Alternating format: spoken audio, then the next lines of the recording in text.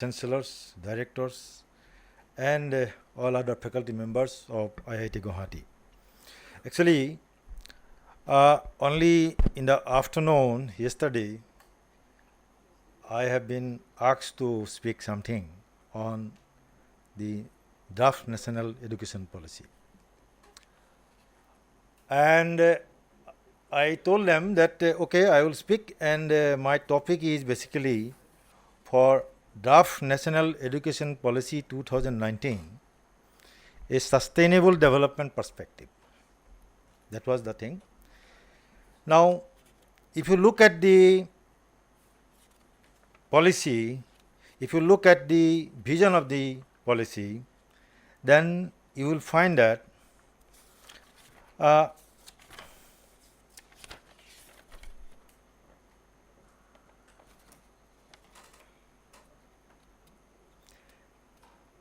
India-centered, what he has said already, India-centered, I have not looked at it, India-centered education system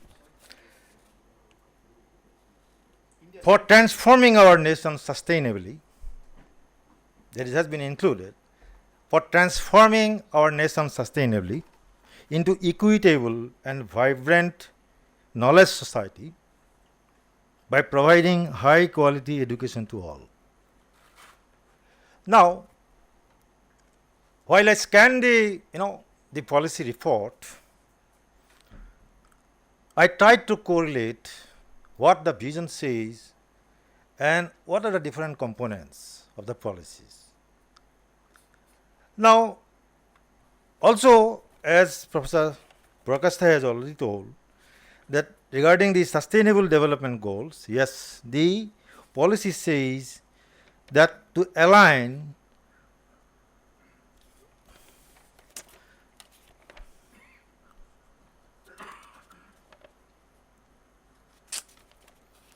according to the sustainable development goals, and that is to actually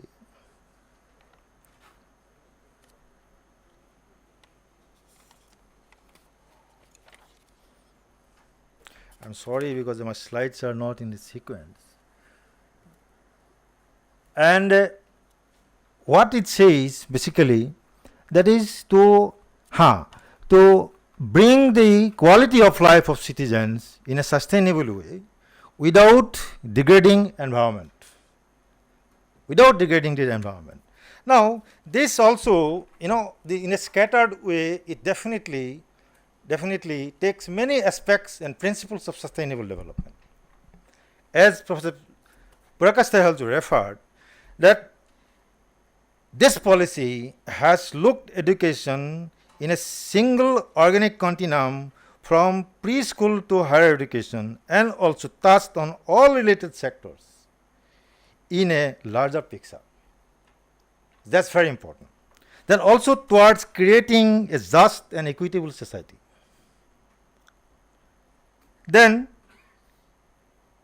all aspects of education structure, from regulation to governance, and remaining consistent with the India's traditions and value systems. That is again a principle of sustainable development, because it is not only the knowledge and skills, but also the values and perspectives. It's very important.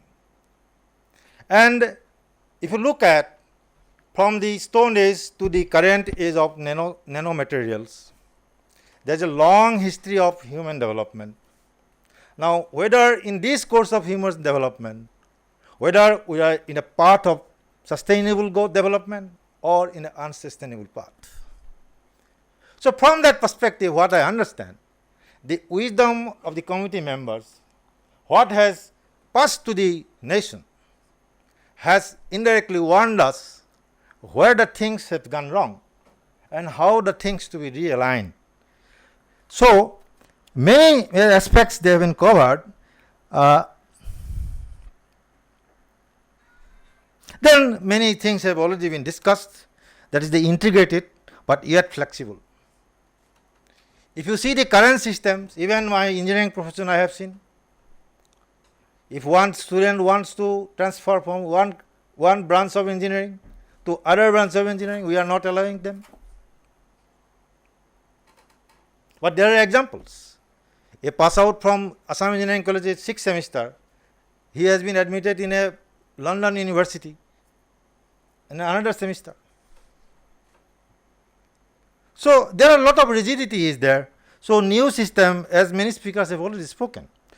Now even if you are PhD scholar in physics, you can take a history as a subject. What's the harm in that? Ultimately, whatever the physics, whatever science you are doing, for whom you are doing. So that is actually very much needed things, and this has been covered. Now, the National Research Foundation, that is a new contribution, I think, from the sustainable development perspective. Why?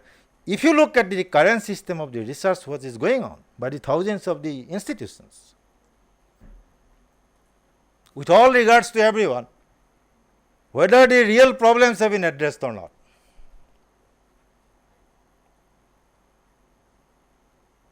This is self-explanatory. You can examine the things. So there is something is wrong. So this, if it is properly implemented, the National Research Foundation, that is going to play a very vital role.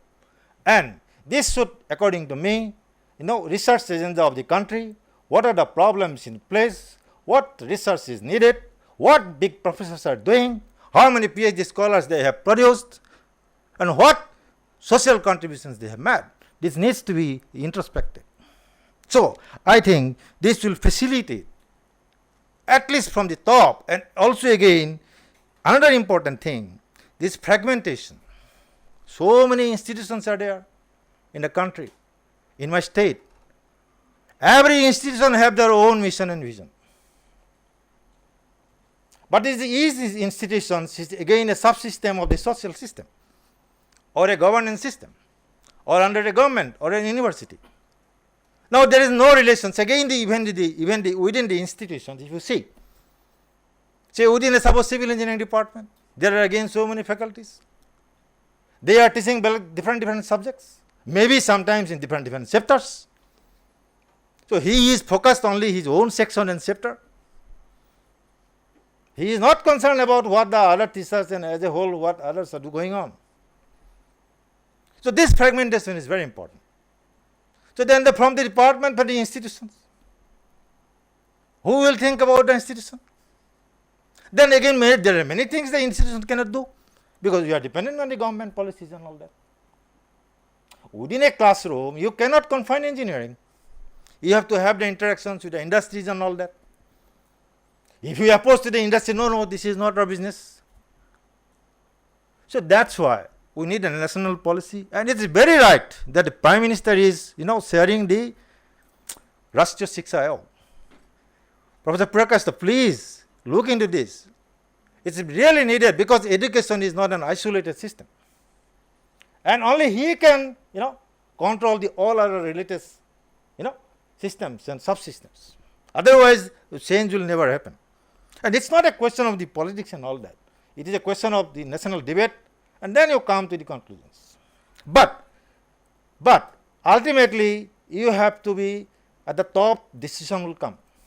So therefore, it's a very right decisions that the Prime Minister should share the Rashtra Siksha Ayog. Rashtra Siksha Ayog. And many aspects, other aspects, if you see that equitable and inclusive education, yes, it is included there.